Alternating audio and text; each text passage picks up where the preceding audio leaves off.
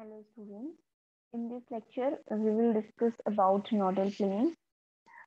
एक क्वेश्चन हमारा पूछा जाता है नोडल प्लेन्स में से, तो वो क्वेश्चन हम करेंगे नोडल प्लेन्स क्या होते हैं और यूनिट प्लेन्स और नोडल प्लेन्स किस सिचुएशन में कोइंसाइड करते हैं।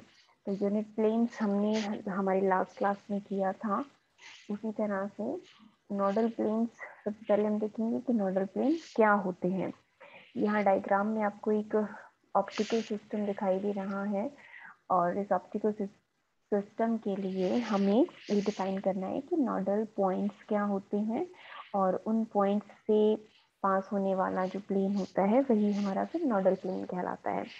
तो यूनिट प्लेन्स जैसे हमने कहा था कि एक हमारा ऑब्जेक्ट प्लेन में होता है और एक इमेज प्लेन में होता है, दो यूनिट प्लेन्स एग्जिस्ट करते हैं।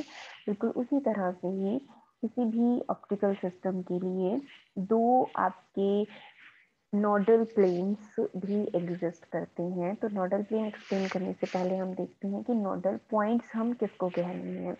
इस डायग्राम में ये जो पॉइंट्स यहाँ पे आपको ऑप्टिकल एक्सिस, ऑप्टिक एक्सिस या प्रिंसिपल एक्सिस पे this one, this N1 and N2, ये जो दो पॉइंट्स हमने यहाँ पे मार्क किए हैं N1 और N2 on principal axis of this optical system, इन दोनों पॉइंट्स को ही हम क्या बोलते हैं, नोडल पॉइंट्स बोलते हैं।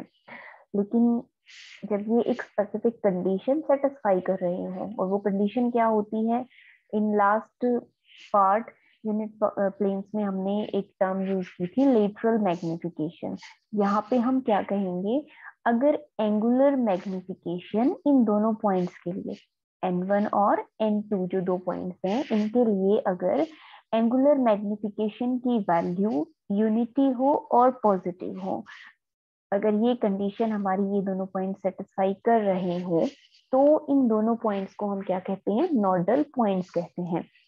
ये हमारी डेफिनेशन में लिखा है, 2 points on the principal axis of an optical system having unit positive angular magnification are called as nodal points। इस बात का मतलब क्या है, an incident ray directed towards the first nodal point N1, कोई भी आपकी जो भी इंसिडेंट लाइट है, इस तरफ लेफ्ट साइड में हम क्या रखते हैं, ऑब्जेक्ट रखते हैं। तो कोई भी हमारा ऑब्जेक्ट है, उस ऑब्जेक्ट से इंसिडेंट लाइट हमारी इंसिडेंट करती है ऑप्टिकल सिस्टम के फ्रंट फेस पे, फर्स्ट फेस पे। तो कोई भी इंसिडेंट रेडिएशन इस N1 पॉइंट से मान लीजिए पास होती हुई, इस N1 पॉइंट को, अब ये जरूरी नहीं होता कि वो N1 पॉइंट से एग्जैक्टली पास हो रही हो, एक दूसरा सिचुएशन भी हो सकता है कि वो अपीयर हो रहा हो, कहीं ऊपर से पास हो रहा है, लेकिन जब हम उसको एक्सटेंड करें, जैसे नीचे वाला हमारा डायग्राम है, इसमें क्या है, देखिए ये इंसिडेंट लाइट है, ये जो हमने पहले बनाई है ये इंसिडेंट लाइट है, और उसके बाद में फिर ये ऐसे रिफ्लेक्ट होकर चलेगी सिस्टम के अंदर। लेकिन हम इंसिडेंट लाइट को जब आगे की तरफ बढ़ा रहे हैं तो वो प्रिंसिपल एक्सिस पे कहाँ मिल रही है, देखिए N1 पॉइंट पे यहाँ पे टच हो रही है। तो ये इस तरह से भी हो सकता है कि वो इंसिडेंट कर रही हो उस पॉइंट पे, या अपीयर हो रहा हो कि वो इस पॉइंट पे इंसिडेंट कर रही है प्रिंसिपल एक्सिस पे। ठीक है, तो एक पर्टिकुलर एंगल पे मान लीजिए वो इंसिडेंट कर रही है। ठीक, N1 और N2 दोनों नोडल पॉइंट्स हैं।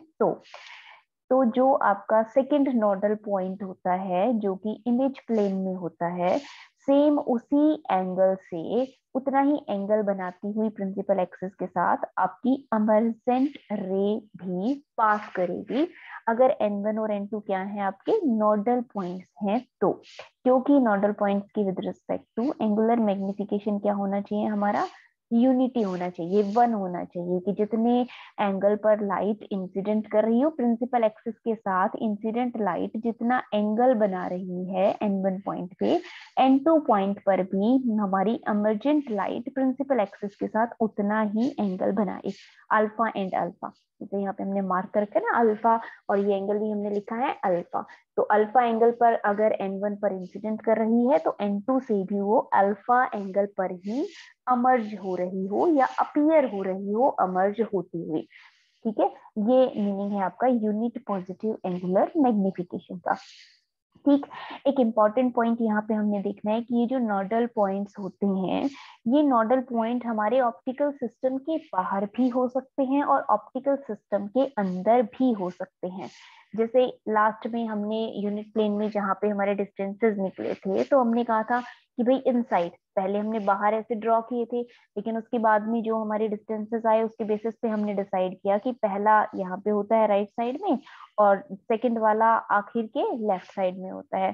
तो वो inside the system he exist करते हैं।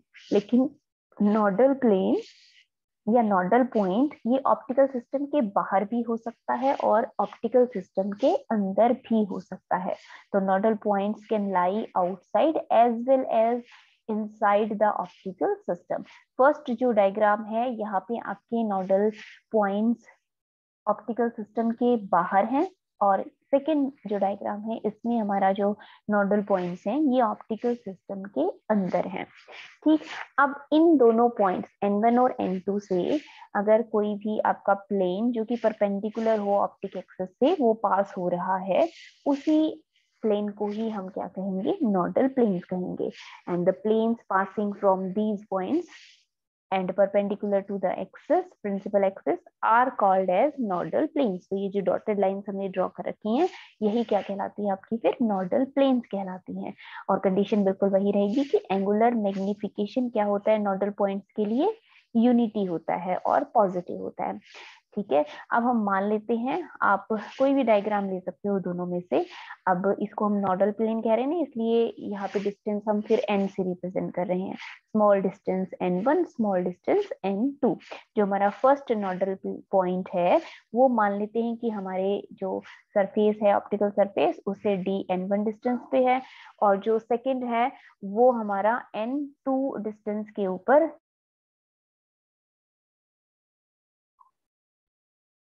जो हमारे नोडल प्लेन्स हैं, मान लेते हैं कि पहला नोडल प्लेन dn1 डिस्टेंस पे है रिफ्लेक्टिंग सरफेस से, और जो सेकंड है वो dn2 डिस्टेंस पे है।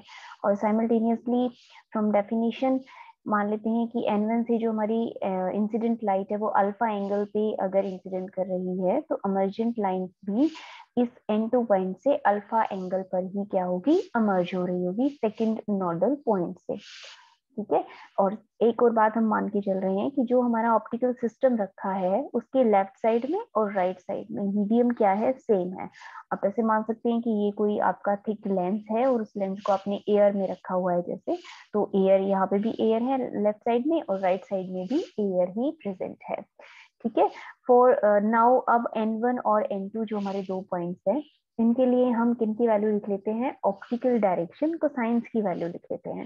एक हम एंगल मान लेंगे जो कि प्रिंसिपल एक्सिस से बना रहा होगा, और रिफ्रैक्टिव इंडेक्स ले लेंगे मीडियम का।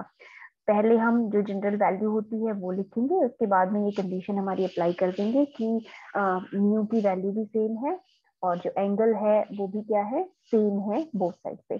n1 के लिए λ1 की वैल्यू आप कैसे लिख सकते हो, μ1 sin α1, and for small angles μ1 into α1 हम उसे लिख सकते हैं। सिमिलरली λ2 होगा हमारे पास μ2 इंटू α2, और λ1 और λ2 इन दोनों की वैल्यूज क्या है हमारे पास, सेम होंगी, क्योंकि म्यू भी सेम है और अल्फा भी सेम है, तो म्यू इंटू अल्फा ही है λ1 और λ2 बोथ दोनों की वैल्यू। ठीक है। पैरेक्सियल रेज के लिए ये जो हमारे दो एंगल्स हैं इनको हमने पहले ही बता दिया, α1 और α2 को हमने अल्फा ले लिया है, और by assuming medium of the refractive index on both sides of the optical system is same, then μ1 is equal to μ2। ठीक है। अब जो भी आपने ऑप्टिकल सिस्टम लिया है उसके लिए आपकी कोई ना कोई सिस्टम मैट्रिक्स होगी। तो जनरल सिस्टम मैट्रिक्स हम यहाँ पे मान रहे हैं कि मान लेते हैं कि हमारा जो सिस्टम है उसकी सिस्टम मैट्रिक्स हमारी ये मैट्रिक्स है -ABCD, ये वाली हमारी मैट्रिक्स है। ठीक है। अब आपने ये जो डेरिवेशन किया था सिस्टम मैट्रिक्स एस लेके, और आपके पास मान लीजिए फाइनल कोऑर्डिनेट्स हैं और इनिशियल कोऑर्डिनेट्स हैं। फाइनल को इनिशियल की फॉर्म में आपने जब लिखा था तो वहां पे आपकी ये इक्वेशन वहां बनी थी। एक्सियल ऑब्जेक्ट के लिए आपने ये जो हमारा थर्ड एलिमेंट है इसको 0 कर दिया था। ऑब्जेक्ट हमने मान लेते हैं एक्सिस पे रखी हुई है, वो वाली सिचुएशन में हम यहाँ पे लेकर चल रहे हैं। तो B + A यहाँ पे D1 था, D1 की जगह पे यहाँ पे dn1 ले लिया है हमने, और D2 की जगह पे dn2 ले लिया है। बाकी सारी चीजें आपकी बिल्कुल वहीं से एज सच लिखी हुई है। तो आपने ये एक तरह से ये आपको याद करना पड़ेगा इस डेरिवेशन के लिए जो आपने यहाँ ब्रैकेट में लिखा है। ठीक है भाई, b plus A D one था यहाँ पे, और यहाँ पे था आपका c minus A D two. तो d1 की जगह पे आप उसको रिप्लेस कर दिए dn1 से, और यहाँ पे d2 को रिप्लेस कर दो dn2 से। ठीक है, अब उसके बाद में यहाँ से आप दो इक्वेशंस की फॉर्म में इसको लिख सकते हैं। तो हम यहाँ पे आपकी जो डायरेक्शन कोसाइंस वाली जो इक्वेशन है वो हम इक्वेशन यूज करेंगे आपकी। λ2 कैन बी रिटर्न एज, जो हमारा ऊपर वाला टर्म है इसको मल्टीप्लाई कर देंगे λ1 और y1 से, तो b plus A D N into λ1 minus, यहाँ पे माइनस का साइन है इसलिए माइनस लग गया a y1। ठीक, और एक्सियल ऑब्जेक्ट अगर हम मानते हैं एक्सिस पर रखी हुई हमारी ऑब्जेक्ट, तो जो हाइट होती है y1 की भी क्या होती है हमारी 0 के बराबर होगी। अगर हम एक्सिस पे रखेंगे तो y1 को यहाँ क्या पुट कर देंगे इस इक्वेशन में 0 पुट कर देंगे। तो बाय पुटिंग दिस 0 क्या बनेगी हमारी equation, λ2 is equal to b plus A D N one into λ1। ठीक है, लेकिन हमें पता है λ1 और λ2 दोनों क्या है आपके सेम है, तो λ1 λ2 दोनों को सेम पुट करने के बाद आपके पास इक्वेशन क्या रह जाएगी, b plus A D N one is equal to 1। और यहाँ से अगर आप ये डिस्टेंस निकालना चाहो, distance of first nodal plane, तो ये distance of first nodal plane आपके पास क्या आएगा, a into D N one can be written as 1 minus B, और D N one will be equal to 1 minus B divided by A. अब ये वही वाला डिस्टेंस है जो कि किसका डिस्टेंस था, यूनिट प्लेन का, फर्स्ट यूनिट प्लेन का डिस्टेंस भी आपने इसी फॉर्म में लिखा था 1 माइनस बी डिवाइडेड बाई ए। तो उस इक्वेशन से हम इसको कंपेयर करके क्या कह सकते हैं, dn1 is equal to du1।